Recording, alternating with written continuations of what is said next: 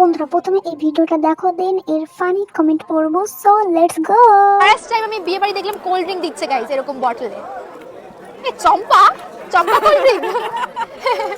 যখন মেনুতে পড়ি না আমি জাস্ট অবাক হয়ে গেছি যে কোল্ড ড্রিঙ্ক কি হতে পারে, কিছু কোনো ড্রিঙ্ক ফিঙ্ক, বাট হ্যাঁ গাইস সত্যি সত্যি কোল্ড ড্রিঙ্ক। चलिए शुरू करते हैं। ইয়েস, পড়াশোনাটাও করেনি, ওটা চম্পা নয় ক্যাম্পা। কি মারাত্মক লেভেলের অশিক্ষিত, না চম্পা না চামেলি, ওটা ক্যাম্পা। ক্যাম্পা না না না চম্পা। হ্যাঁ ওটা চম্পা আর তুমি চম্পা কলি।